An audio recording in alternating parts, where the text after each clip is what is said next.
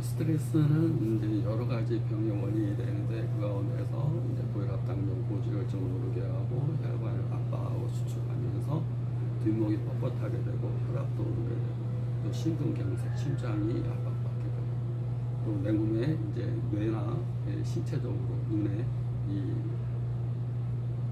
구조적인 문제를 발생시키게 되고 호르몬의 변화가 발생시키게 되고 또 내 몸의 스트레스는 1400종의 유독가스를 발생시키게 됩니다. 그래서 염증도 생기게 되고 종양도 생기게 되고 붓게 만들고 그것이 또 악성 종양으로 될 경우는 암으로도 발전할 수가 있습니다.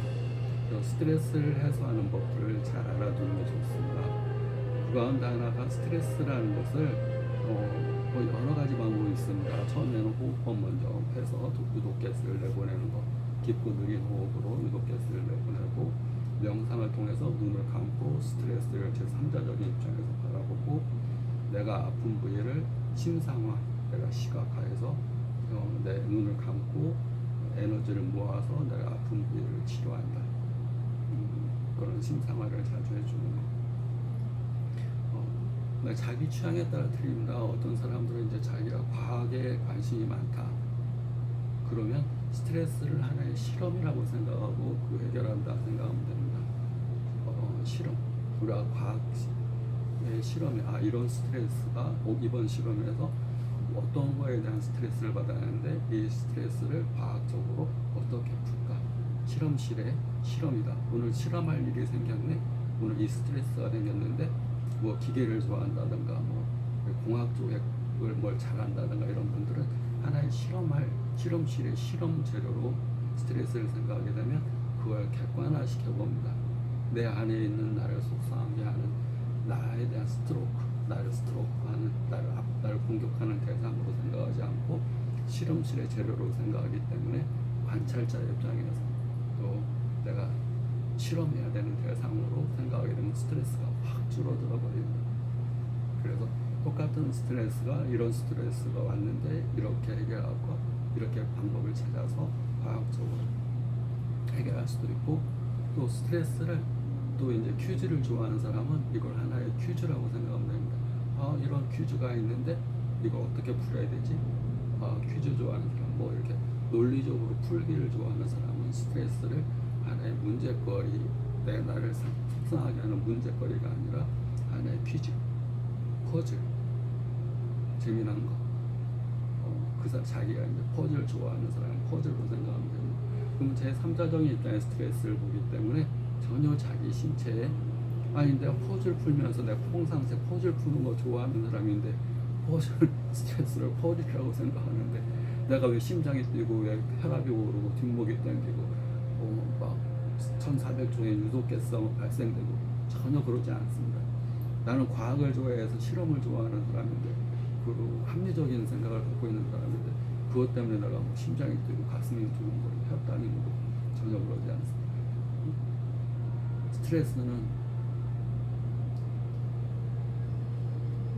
그걸 어떻게 보느냐 또 어떤 입장에서 보느냐에 따라서 다 틀린 거기 때문에 스트레스가 누구한테는 스트레스지만 누구한테는 전혀 아무런 일도 아닌 겁니다. 그래서 제3자적인 입장에서 보게 되면 아무것도 아닌데 자기 자신한테는 엄청 큰 걸로 받아들이기 때문에 자기 자신의 정신적, 육체적 반응들, 신체적인 반응들이 오고 또 호르몬도 나쁜 반응들이 오게 되는 겁니다.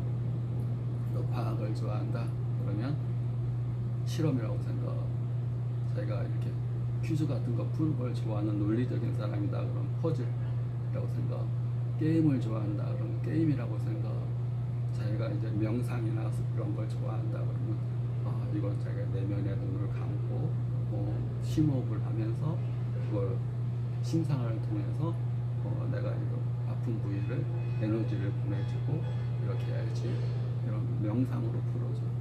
그러니까 자기의 취향 따라서 생각하면서 풀게 되면 스트레스가 자기 몸에 해를 끼치는 일은 전혀 없고 또 그 스트레스의 반대가 감사하기 때문에 항상 감사를 실천하게 되면 항상 해독이 됩니다. 감사하는 사람한테 스트레스가 뭐가 있겠습니까? 감사할 일이 있어야지 감사하지 이런 표현을 하는 사람은 잘못된 겁니다. 감사할 일이 있어야지 감사하는 게 아니라 감사를 해야지 감사할 일이 생기는 겁니다.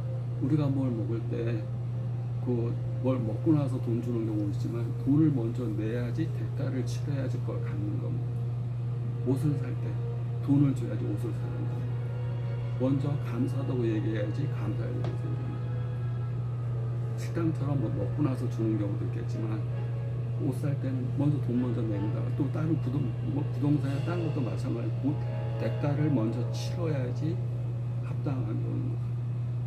그렇게 생각하고 감사를 표현하게 되면 내가 감사합니다 그러면 절대 나한테 이득이지 감사합니다 들은 사람한테 이득. 물론 그 사람도 기분이 좋습니다. 감사하다고 그러니까.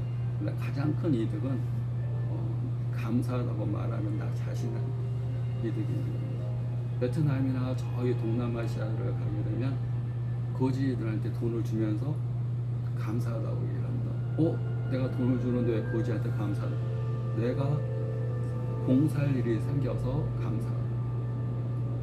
내가 누구한테 봉사해야지 결국은 나한테 덕이 쌓이는데 내가 누구한테 봉사할 일, 친절을 베풀 만한 일이 있기 때문에 그 사람한테 감사하고 생각이 성우가 똑같은 겁니다. 친절을 베푸는 사람 또 친절을 받아주는 사람이 있기 때문에 내가 친절할 수가 있기 때문에 감사합니다. 친절 받은 사람만 감사한 게 아니고 누구 봉사할 수 있고 친절할 수 있고 내가 사랑을 줄 수 있는 사람이 있기 때문에 감사합니다. 우리가 개나 이런 거 애완견 같은 것도 마찬가지입니다. 애완견한테 감사하다 사랑한다 표현하는 얘기는 내가 사랑하고 싶어 죽겠는데 사랑할 대상이 없거든. 요즘 저기 여행은 친구하고 안 간답니다. 애인하고 안 가고 반려견하고 간답니다. 누군가를 사랑하고 싶고 누군가한테 친절 베푸고 싶고 누군가한테 봉사하고 싶은데 반려견은 다 받아줍니다.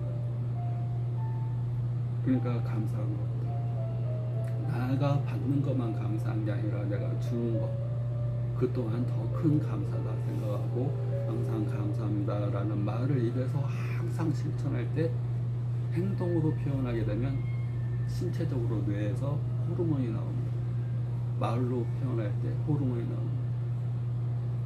감사, 스트레스의 가장 큰 해독제라고 생각합니다.